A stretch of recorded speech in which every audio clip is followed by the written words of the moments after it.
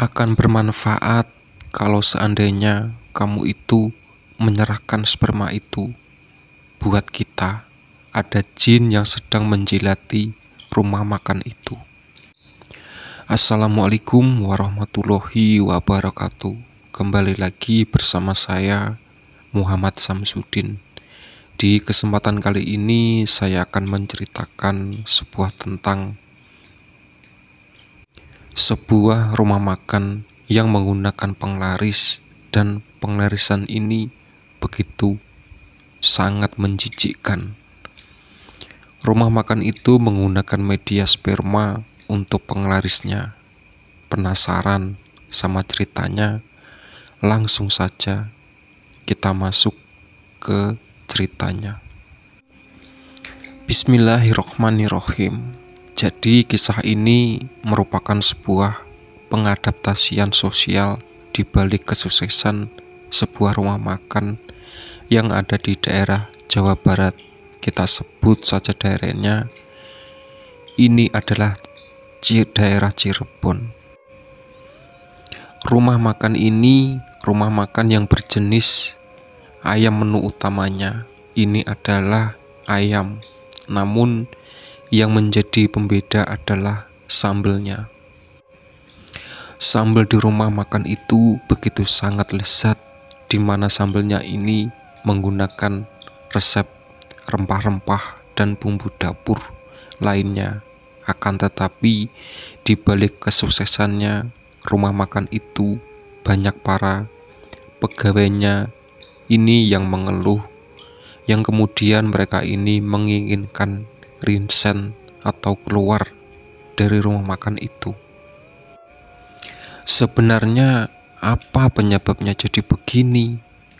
Mereka ini mengajukan resign atau menginginkan untuk keluar dari rumah makan itu adalah mereka-mereka yang mengetahui harus balik dari rumah makan itu, yang dimana rumah makan itu memiliki sebuah cerita yang begitu sangat menyeramkan, dan di balik itu juga sebuah cerita yang menjijikkan. Sebut saja namanya ini Yanto. Yanto ini adalah salah satu orang yang ikut melamar di rumah makan. Jadi untuk diketahui, pada saat itu ketika Yanto ingin mendaftar pekerjaan di rumah makan itu terjadi pada tahun 2015, dan itu terjadi karena sebuah ajakan dari temannya yang disebut saja namanya ini adalah Edi. Akhirnya atau saran dari Edi ini, Yanto pun mendaftar ke rumah makan itu, melamar sebuah pekerjaan. Pada saat melamar pekerjaan ini, Yanto ini membawa berkas-berkas yang memang diperlukan. Dan pada saat itu Yanto ini menggunakan pakaian yang sangat rapi. Namun ada sesuatu hal yang begitu mengejutkan. Bila mana ini lolos menjadi pegawai atau karyawan di rumah makan itu, ada sebuah persetujuan khusus yang memang menurut Yanto ini sangat aneh yang dibuat oleh rumah makan itu, dan persyaratan itu akan diberitahu oleh pihak rumah makan itu sendiri ketika Yanto memang sudah lolos. Memang rumah makan itu memiliki cabang yang sangat banyak, sehingga semua ini sudah tersistem dengan sangat baik. Singkat cerita, 2 hari kemudian Yanto mendapatkan kabar dari dirinya ini sudah lolos. Yanto ini pada saat itu begitu sangat senang karena ketika Yanto ini bisa lolos pekerjaan dan kemudian bisa bekerja di rumah makan itu, Yanto berpikir pasti akan mudah sekali untuk mendapatkan uang, terlebih lagi di usianya yang sudah berkepala 3 ini. Usut punya usut, Yanto ini sudah lama menganggur. Secara bersamaan Edi menuju lamaran dengan membawa beberapa lembaran yang harus ditandatangani oleh Yanto sendiri. Pada saat Edi bertemu dengan Yanto, Edi ini nggak meminta agar Yanto ini membacakan semua hal itu, dikarenakan karena ada beberapa poin yang nantinya akan langsung dijelaskan oleh atasan pemilik rumah makan itu. Pada saat mendengar penjelasan Edi, Yanto ini memahami segala bentuk privasi yang diciptakan oleh rumah makan itu sendiri. Dan Yanto tidak memikirkan hal itu terlalu panjang karena prioritasnya atau pada saat itu adalah bekerja dan mendapatkan gaji. Akhirnya Yanto pun mendatangani isi surat perjanjian itu. Secara bersamaan saat Yanto ini menandatangani perjanjian itu, Edi ini menutupi sebagian kertas karena di kertas itu ada sebuah perjanjian yang paling utama. Alhasil setelah itu pun menyampaikan cara kerja kepada Yanto. Dan Edi pun menyebutkan gajinya bila mana Yanto ini bekerja di rumah makan itu. Gaji yang diterima Yanto ketika Yanto sudah berhasil lolos seleksi dan diterima pekerjaan itu. Yanto akan mendapatkan gaji sebesar 3.500.000. Uang sebesar itu bisa diambil setiap bulannya dengan Yanto bekerja sebagai pengantar makanan di rumah makan itu. Saat Yanto mendengar penjelasan gaji yang dijelaskan oleh Edi, Yanto pun pada saat itu sangat antusias. Hingga akhirnya Yanto ataupun menyetujui penerimaan gaji itu secara bersamaan. Edi juga menambahkan bahwa di rumah makan itu ada mas tersendiri. Mesnya ini berada di ruangan belakang, sehingga Yanto ini nggak usah capek-capek buat kembali rumah, karena memang di rumah itu disediakan mes. Untuk para pekerja yang ada di rumah makan itu, semuanya diberitahukan kepada Yanto. Edi saat itu meminta untuk berpamitan. Keesokan harinya, Yanto ini pergi menuju kantor yang ada di rumah makan. Dan pada saat Yanto ini sudah sampai di kantor yang ada di rumah makan itu, Yanto ini melihat para pekerja baru yang diterima di rumah makan itu. Rata-rata pekerja yang ada di situ adalah orang yang fresh grade atau orang-orang yang baru lulus sekolah, baik di jenjang SMA ataupun di jenjang perkuliahan. Dan Yanto sendiri bisa masuk ke sana atas usul dari Edi yang memang menjadi teman. Yanto bisa dibilang bisa bekerja di situ karena orang dalam, yaitu Edi. Di tempat itu mereka orang-orang baru mendaftar pekerjaan ini sedang menunggu panggilan. Sembari membawa lembaran-lembaran persetujuan yang kemarin memang sudah ditandatangani. Dan setelah itu mereka ini akan diwawancarai oleh beberapa atasan yang ada di rumah makan itu. Dan yang salah satunya adalah Edi. Pada saat itu satu persatu dipanggil dan secara bersamaan Yanto juga melihat orang-orang yang gagal dan orang-orang yang gagal itu keluar sembari menundukkan kepala. Dan ternyata Yanto ini belum benar-benar lolos seleksi. Bisa dibilang Yanto ini harus melaksanakan seleksi wawancara yang memang diadakan di rumah makan itu, yang memang wajib diikuti oleh Yanto.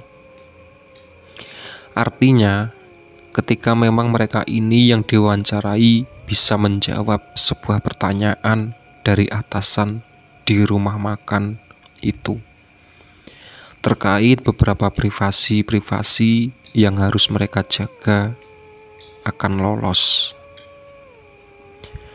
Di wawancara itu lain hal bagi orang-orang yang menolak, bahkan menyetujui sebuah privasi yang memang harus dijaga di rumah makan itu. Maka orang-orang itu akan gagal setelah 1 jam menunggu. Akhirnya giliran Yanto. Yanto pun dipanggil, dan kebetulan yang mewawancarai Yanto sendiri adalah Edi. Yanto pada saat itu memang merasa tidak deg-degan, namun menurut Yanto, perasaan khawatir itu pasti ada, karena Yanto sendiri khawatir kalau seandainya Yanto ini tidak lolos di pekerjaan itu. Ketakutan itu timbul karena Yanto sendiri sudah mengatakan kepada keluarganya kalau Yanto ini sudah mendapatkan pekerjaan. Alhasil menurut Yanto ini akan sangat malu ketika memang Yanto tidak lolos di tahap seleksi di akhir rumah makan itu. Singkat cerita, pada saat itu juga Yanto ini menemui Edi di ruangan yang sangat tertutup. Tepat di depan Yanto ini sudah duduk seorang yang begitu sangat tegap, yaitu Edi. Edi ini menggunakan pakaian yang sangat formal, dan Edi juga memiliki tatapan yang begitu sangat tegas. Namun baru saja Yanto ini masuk, kemudian ini langsung menyapa Yanto. "Selamat datang bro, hehehe. Emang gak apa-apa kamu ngomong bro kayak gitu karena aku mau diwawancara. Kamu, ya elah Yan, ya santai aja. Yan wong wawancara juga sebentar doang kok." Saat itu juga Yanto ini mulai merasa tenang, dan kemudian si Edi ini bertanya lagi kepada Yanto. "Jadi gimana? Kamu siap enggak kerja di sini?" "Ya siap lah, masa enggak? Aku tuh malu kalau seandainya gagal lagi. Udah kapok nganggur aku ini." "Ah, udahlah, tenang aja. Aku ini udah bilang sama atasan kalau kamu ini layak lolos." Serius kamu toh? Masa enggak?" Sontak saja mendengar hal itu, Yanto ini langsung menyalami Edi sebagai rasa terima kasih kepada Yanto yang sudah berhasil menjadi karyawan di rumah makan itu. "Udah lah Yan, santai saja ya. Udah, kita mulai ya wawancaranya. Aku tanya-tanya sama kamu ya. Kamu siap kan?" "Ya siap toh," kata Yanto. Begitu saat juga si Edi ini cuma tersenyum melihat rasa optimis dalam diri Yanto. Jadi pada saat itu Edi ini memulai membacakan beberapa pertanyaan kepada diri Yanto, dan isi pertanyaan kurang lebih seperti ini. "Yanto, apa kamu siap menjaga privasi rumah makan ini?" "Siap, aku pasti menjaga privasi itu." "Yanto, apakah kamu siap menjalankan sebuah syarat khusus sebagai sebuah syarat utama diterimanya kamu menjadi bagian dari rumah ini?" "Siap, aku pasti bakal menjalankan persyaratan itu." Dan karena Yanto ini sudah menjawab semua, dan memang Yanto ini bersedia menjadi bagian dari rumah makan itu. Alhasil pun Yanto pun disetujui untuk bergabung di rumah makan tersebut. Seketika pertanyaan itu selesai, semua diajukan kepada diri Yanto. Dan Edi ini berbicara sejenak karena setelah ini akan ada pembahasan yang begitu sangat serius di antara keduanya.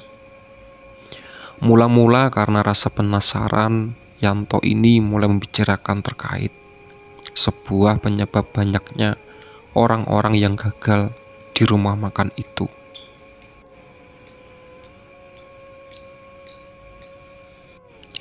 Sebelum lanjut, aku mau tanya dulu nih, kok tadi aku itu lihat banyak orang-orang yang gagal? Yaitu sebenarnya karena apa yang saat itu juga Edi langsung menanyakan kepada Yanto itu. Pintunya sudah dikunci? Belum udah. Kayaknya memang kenapa? Nah, di sini untuk memastikan itu, apakah pintu itu memang sudah terkunci atau belum? Edi ini mengecek pintu.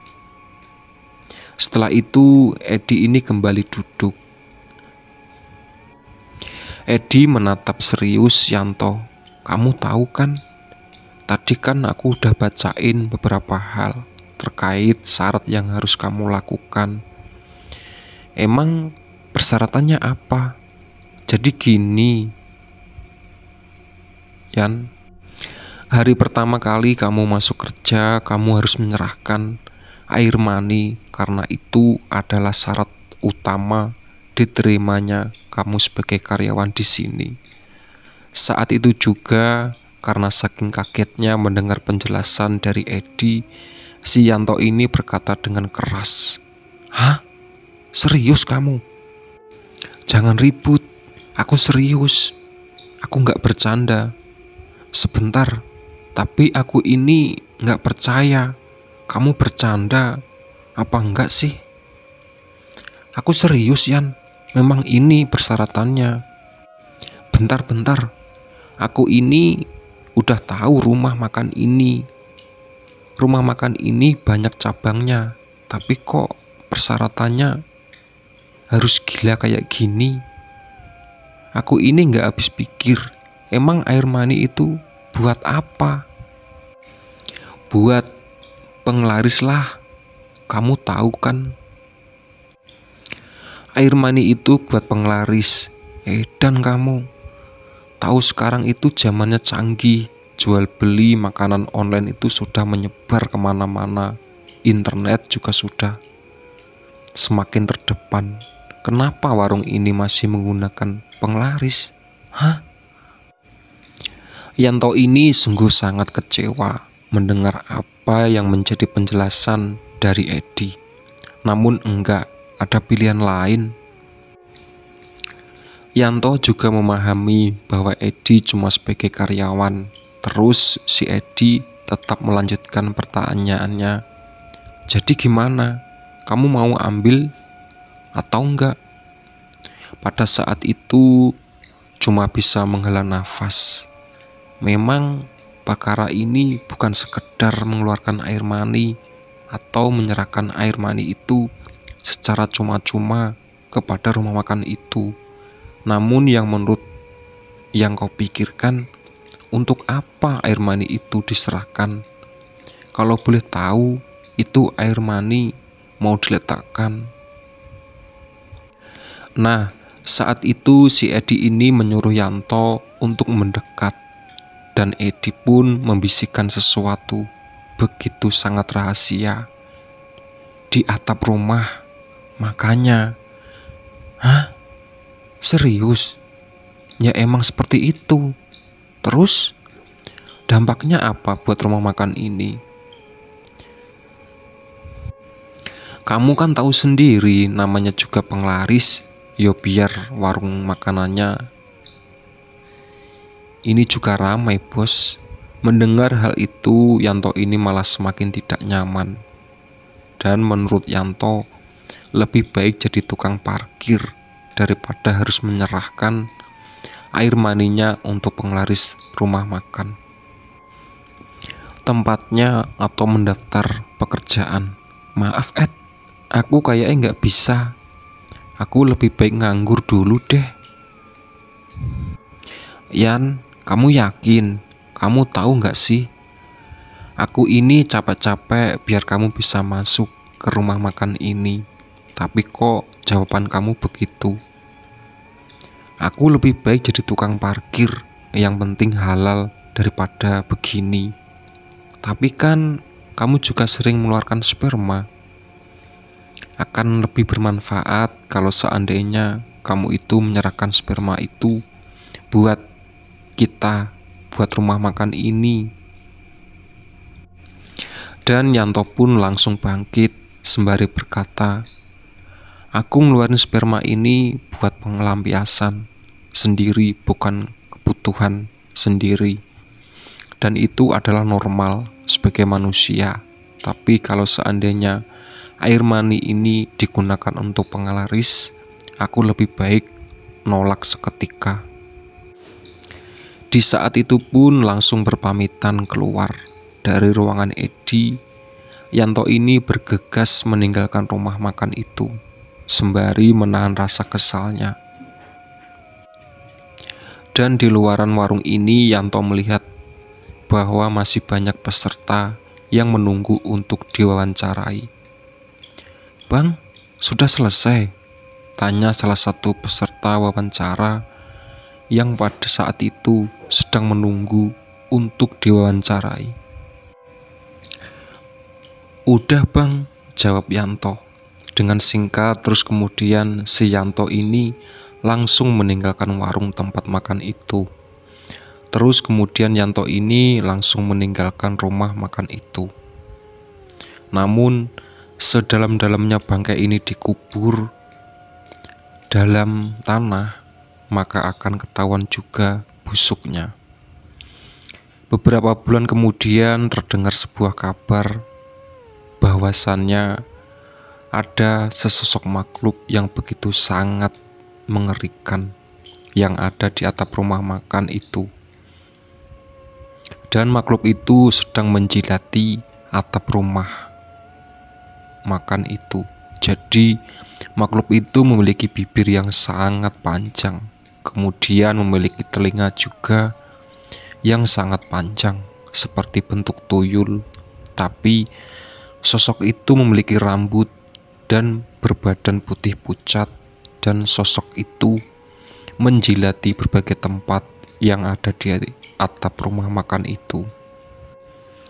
Dan sembari menjilati air liur dari sosok itu jatuh tepat di depan rumah makan itu. Dan terdengar kabar bahwasannya ada seorang pembeli yang kebetulan bisa melihat sosok itu. Pada saat pembeli itu melihat sosok itu, pembelinya ini berteriak, kemudian mengatakan bahwa saya ada jin yang menjilati atap rumah makan itu.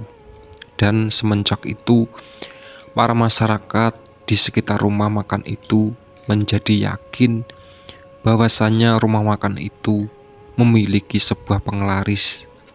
Dan semenjak kejadian itu para masyarakat di sekitar rumah makan itu meyakini bahwasannya rumah makan tersebut menggunakan sebuah penglaris yang berbentuk tuyul. Kemudian tuyulnya ini bermoncong dan telinganya ini panjang.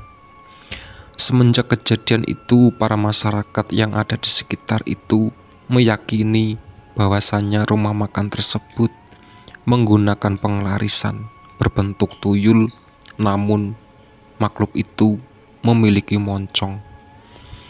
Karena kejadian hal tersebut, tempat warung makan tempat Edi bekerja akhirnya sepi, dan beberapa bulan kemudian warung itu pun terbakar. Begitu sangat hebat, dan akhirnya warung itu ditutup secara paksa. Demikianlah sebuah cerita yang bisa saya sampaikan kepada kalian semua. Semoga dari cerita ini kita bisa mengambil pelajaran, kita bisa mengambil hikmah untuk kalian semuanya. Itulah sahabat cerita dari pesugihan warung sperma ya. Bye bye.